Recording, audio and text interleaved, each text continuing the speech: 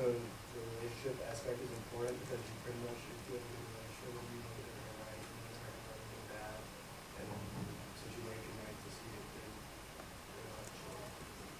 Compare Yes. with the relationship and what they're right is for you.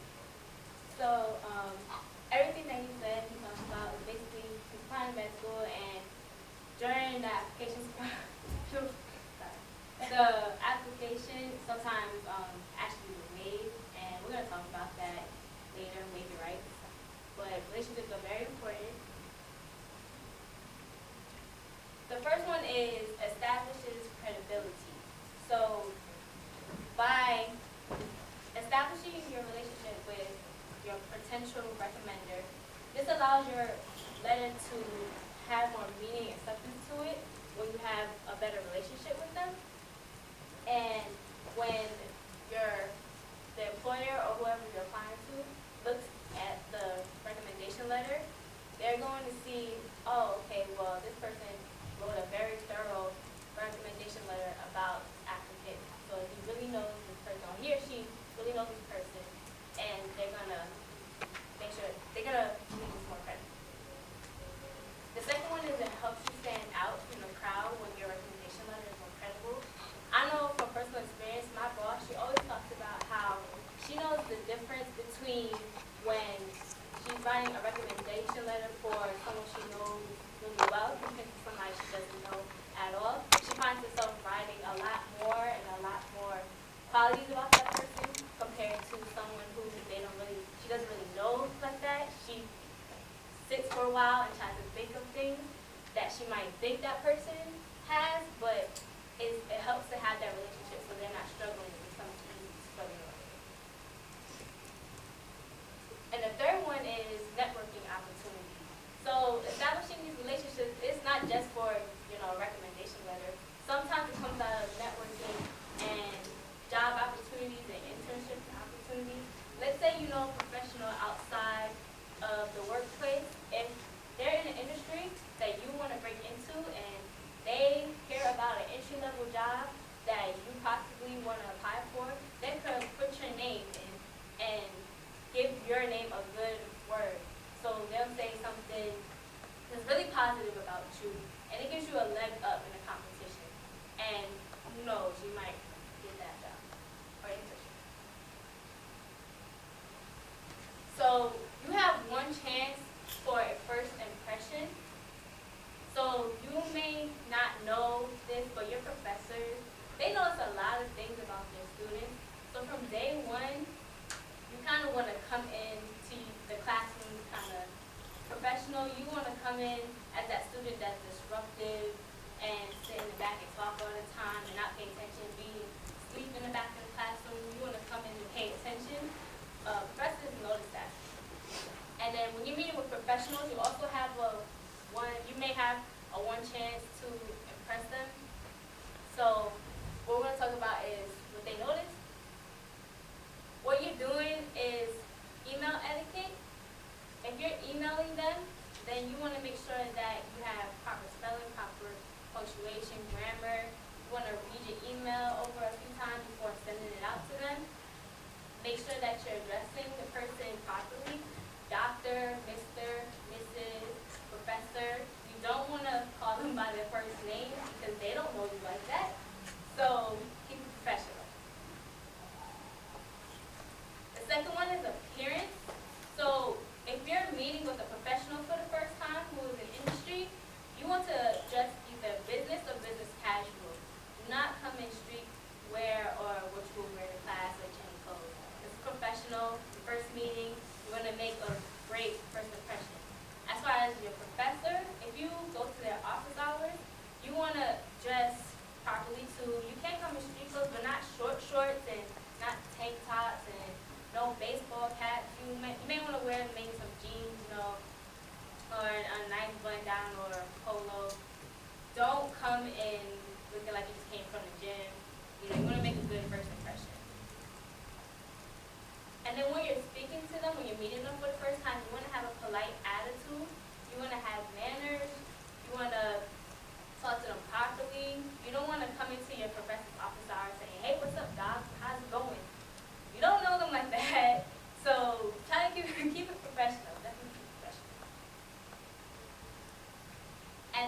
meet with them for the first time, either office hours or professional in their office, you want to send them a thank you note, and you want to do this ASAP. Either the day of, the day after, send it as soon as possible. This can be in an email, or you can actually handwrite it. We say handwrite it because that makes you look, that stands out. Like, a person is more likely to remember a handwritten letter than an email, because emails, like Olivia said, can get lost and can never be read. So before you go to meet a professional or office hours or walk into a classroom for the first time, think, what will they remember about me? So it may help sometimes to always have this one story about yourself that reflects in a way of how you overcame something or how you've grown, and that way you can tell the professional or your recommender something about yourself, and they'll always remember that one story that stuck out, and they'll always remember your name.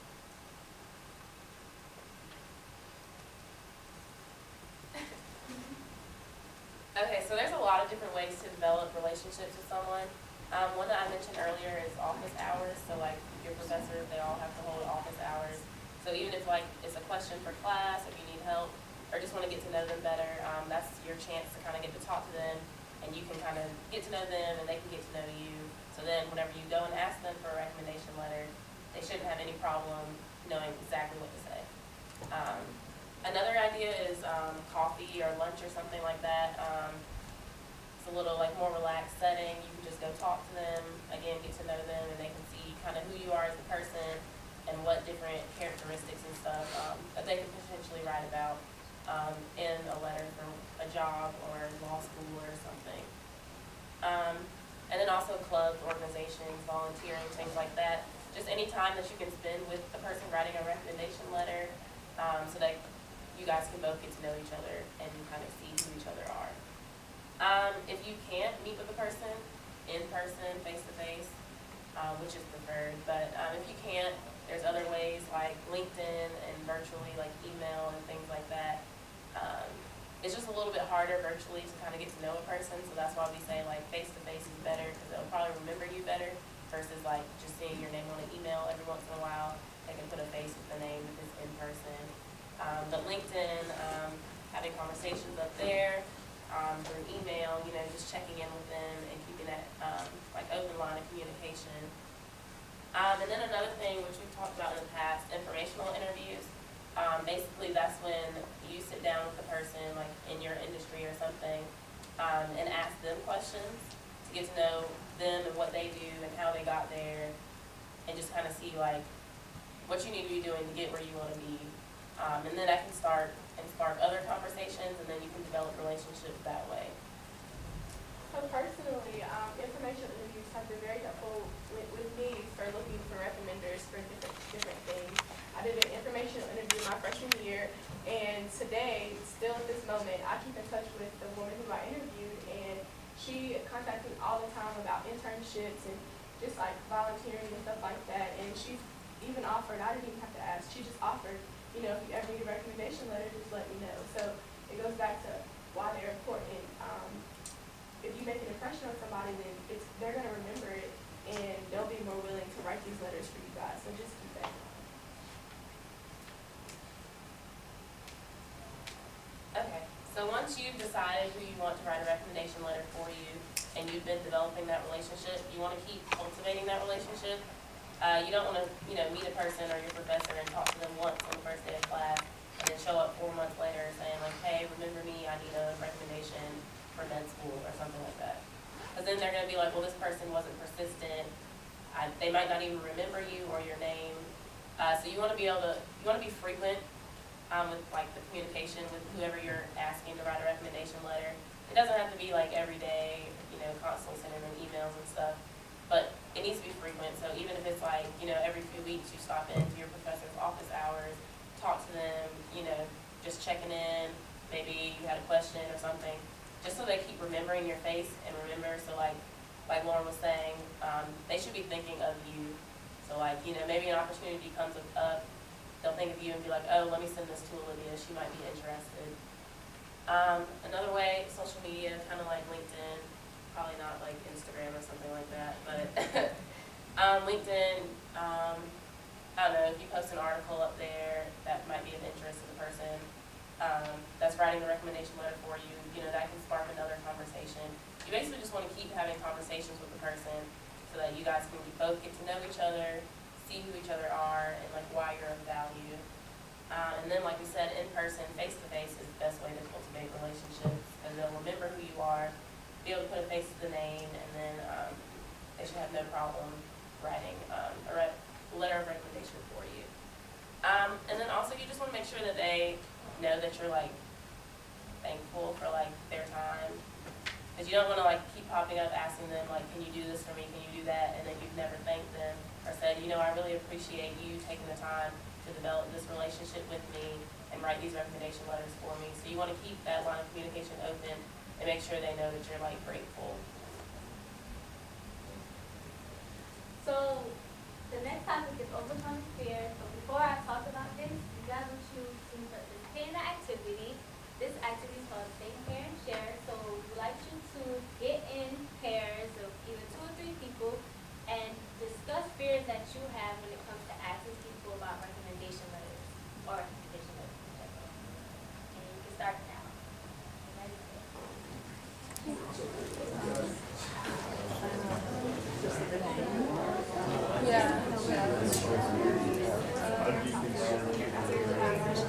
Yeah, I guess that would be like my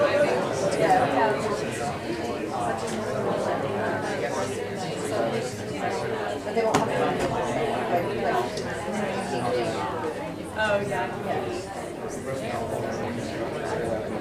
Yeah, like copy paste.